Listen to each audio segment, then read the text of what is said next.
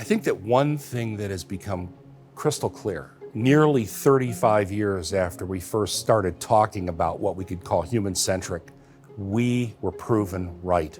When you take care of your customers, treat them as honored guests, and really focus on customer needs and team member needs, that is a winning strategy for business, not just the car business, any business. Building loyalty, it's an emotional task, if you will. I think the word loyalty is misused very badly in the auto industry.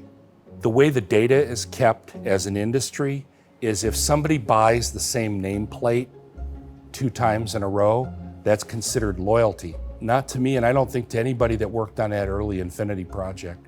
We would consider that repeat purchase. You can have 2 transactions in a row and have absolutely no emotional connection to that brand at all. Building loyalty is deeply personal and deeply emotional, and it is different and better than repeat purchase behavior. When we talk about honored guests and meeting emotional needs and creating that atmosphere of respect and trust and honoring people, that is a much deeper task and a much deeper approach than simply getting someone to buy your car twice. Loyalty is built meeting needs, meeting expectations over time. So someone could come in and they might buy that first car from an Infiniti retailer because of the fabulous treatment they get, the great product, but they're not yet loyal. Loyalty comes from continuing interactions that reinforce the original decision that become loyalty.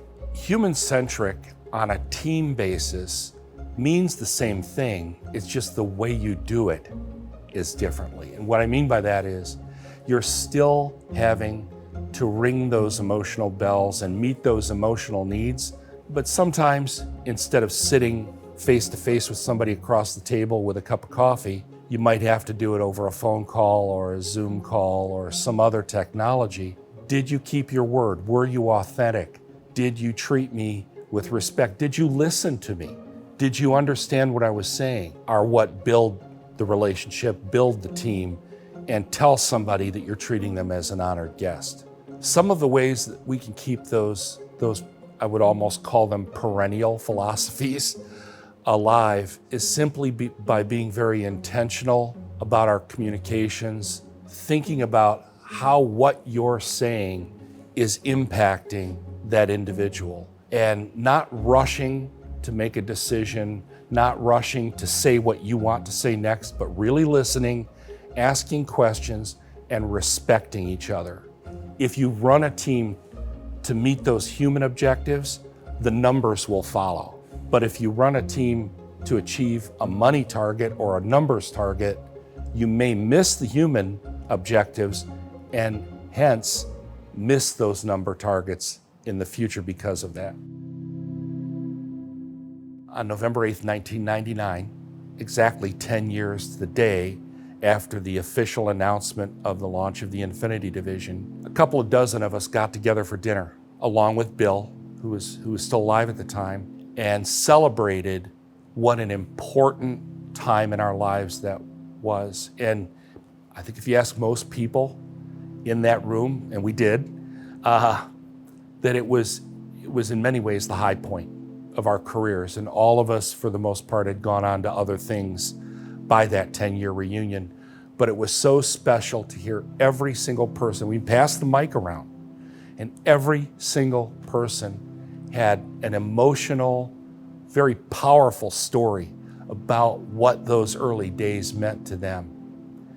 And I've not experienced anything like that in any other company of which I've been a part. I think if I have to step back and think about what's most important about everything we're talking about, we are not in the car business, we're in the people business. At every level, within our organization, with our retailers, with consumers, it is the people business, not the car business. At the time, I didn't realize that that was such a revolutionary idea. Bill lived it every day. We all lived it with him every day. whether it be in the building or at training or on the track, it didn't matter. We realized that when any situation we faced, how would it affect the people first? And from that, you make much better decisions on the business and the product when you think of what's the impact first on people.